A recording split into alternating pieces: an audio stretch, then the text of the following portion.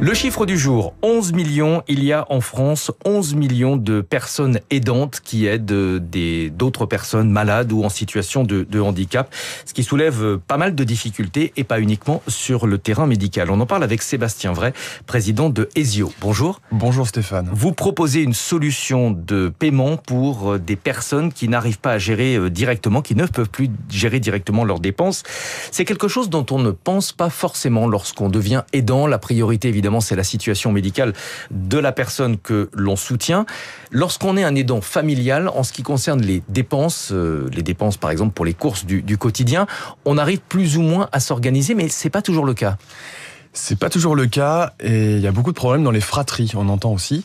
Et nous, par contre, ce qui nous a beaucoup intéressé, c'est comment les professionnels aidants remplissent le frigo, comment ils font pour payer. En règle générale, comment est-ce qu'on s'organise ? On donne la carte bleue de la personne qui est aidée ? Alors normalement, non. Il faut pas donner sa carte avec son code. Vous, Stéphane, vous donnez pas votre carte avec votre code. Donc c'est une pratique malheureusement qui existe. Mais qui est très répandue. Très répandue, faute de mieux. Ouais. Donc partant de ce constat, ne plus donner sa carte avec son code, des espèces, des chèques, ouvrir des comptes dans les magasins, des bons fournis par les tutelles. Avec Esio, on a décidé de changer ça et de fournir directement aux employés et aux employeurs une carte Esio qui permet de faire des dépenses pour le compte de ces personnes vulnérables. Alors ça s'adresse aux aidants professionnels et non pas aux aidants familiaux. Comment est-ce que ça fonctionne ? C'est un compte bancaire avec une carte, mais qui n'est pas rattaché à une seule personne. Exactement. Chaque professionnel, structure d'aide à domicile ou structure médico-sociale qui accueille des personnes handicapées, ouvre un compte de paiement chez nous, chez Esio. Des cartes de paiement sont utilisées par les éducateurs, par les auxiliaires de vie, par les animateurs. Ils vont faire les dépenses et ils affectent la dépense à la personne vulnérable. Et ensuite, la personne vulnérable, par prélèvement CEPA, on remet de l'argent sur le compte de paiement et ainsi de suite, et ainsi de suite. Et on valide avec des justificatifs, évidemment, pour que tout le monde puisse y avoir accès de manière transparente. Quel est l'avantage par rapport à un compte bancaire traditionnel que l'aidant professionnel aurait pu ouvrir ? C'est une très bonne question. Avec un compte professionnel traditionnel, vous n'avez pas la possibilité de gérer les bénéficiaires. On ne sait pas, quand vous remettez la carte, à qui vous l'avez prêtée. On ne sait pas qui a fait le paiement, quel jour, quelle heure, dans quel magasin. Il n'y a pas de la notion de justificatif, il n'y a pas l'historique des dépenses, et encore moins des accès extérieurs pour les tutelles familiales et les tutelles professionnelles. Vous êtes nombreux sur ce marché, pas forcément avec une solution comme la vôtre.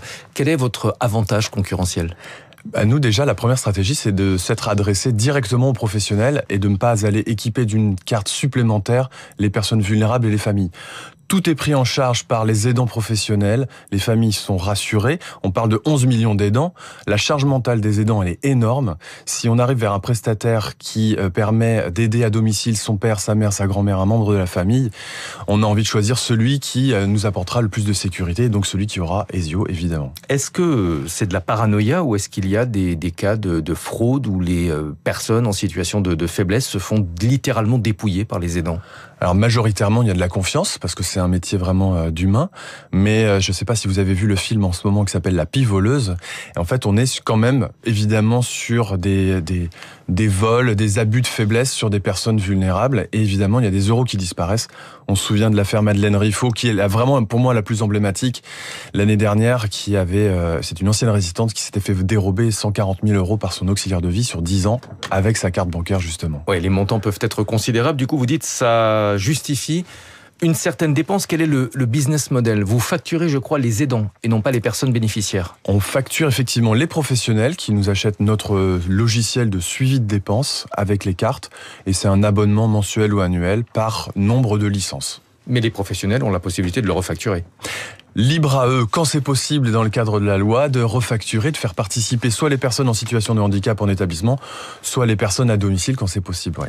Merci beaucoup Sébastien Vray d'être venu ce matin sur Radio Classique, président de Esio, solution de paiement pour les personnes qui sont en difficulté et plus capables d'assurer leurs dépenses du quotidien. On l'a bien compris, il y a des fraudes et il y a un marché colossal. 11 millions d'aidants au total en France, une partie sont des aidants professionnels. Merci beaucoup. Merci, et à très Stéphane. bientôt. 6h57 à suivre David Abiker pour la matinale.